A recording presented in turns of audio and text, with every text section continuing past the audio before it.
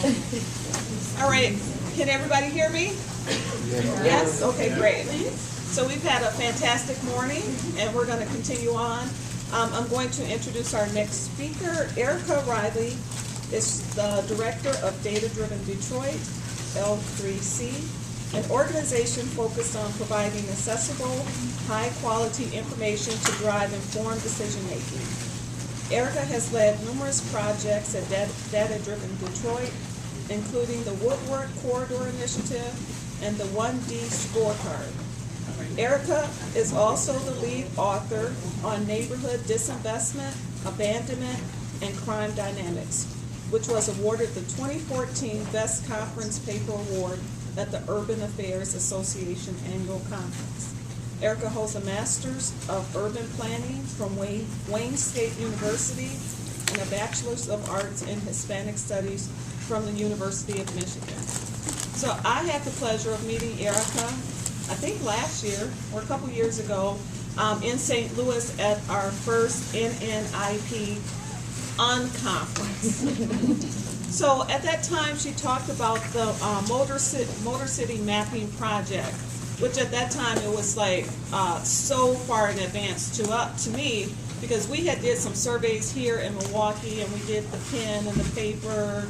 And when she talked about what they had done, they had actually worked with residents, and residents used technology tablets to go around and look at properties and take photos, and really look at the conditions of the properties. So with that true resident engagement and using data, they were really able to make some changes with policy. So, and they have a saying, nothing about us without us is for us. And that's really talking about true resident engagement. And I think once we hear her presentation, it'll really build on the conversations that we've had this morning, talking about disinvestment in our neighborhoods. How do we use data to make changes? And then nothing really starts without the people that's living in the community. So no further delay, here's Erica. Let's welcome her.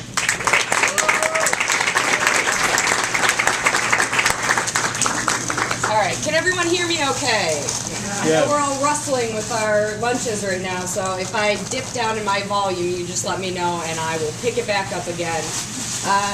Thank you for having me here today. I'm humbled, honestly. The conversations this morning, I'm watching them build, and I'm so excited to see what the afternoon holds. I hope I'm not breaking the momentum today, but rather I'm here to share a data story with you.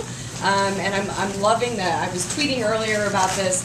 No data without stories, no stories without data. I love it. I hadn't heard that one before, so thank you. So I'm here today to talk about that Motor City Mapping Project and about D3 and how we actually engage with our community and plan with our community for the community at large, right? Nothing happens in our community without resident participation. Nothing will actually happen, is what I'm trying to say. There's lots of things that have been done to Detroit, and we've been studied to death in Detroit.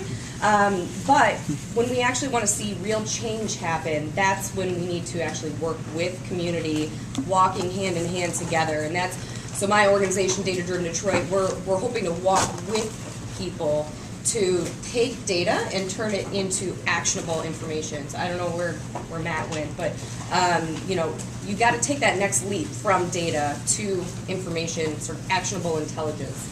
So why data? I know a lot of people here, we've had a lot of good conversations this morning, and I think that most of you are incredibly sophisticated in understanding how information and data can be useful for your neighborhoods. But one of the things I love to do at the beginning is to kind of level set, like, why do we care about data? I'm a geek, I love spreadsheets, I love numbers, they're my favorite, they give me goosebumps. But not everyone loves data like I love data. So, why do we have data? We need to understand what's going on. Like, let's have a conversation where we're kind of taking that emotion out of the equation and really having that level setting where we're all working from the same set of facts. That's very, very important.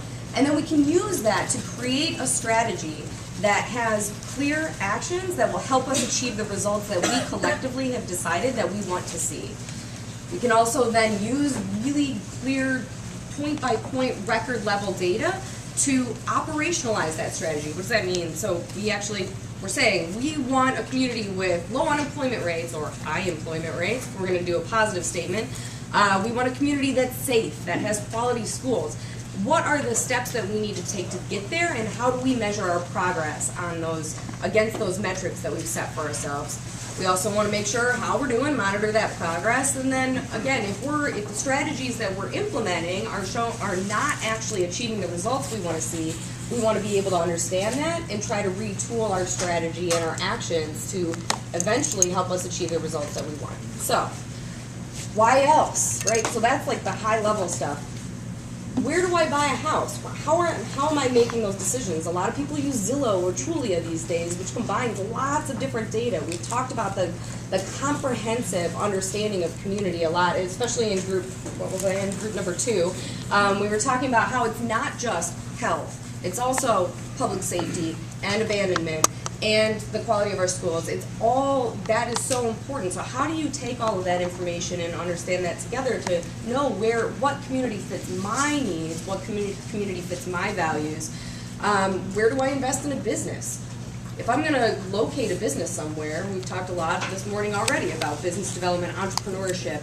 How do I know that that business is more likely to be successful in a certain area? Are there 5 other yoga studios in this neighborhood already, or coffee shops, or whatever?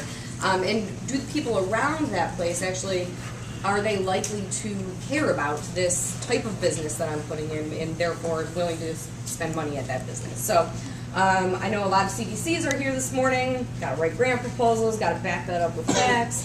How do we target our investments, our activities, our strategies, and so on? So I'm sure you all have read that while I'm blathering.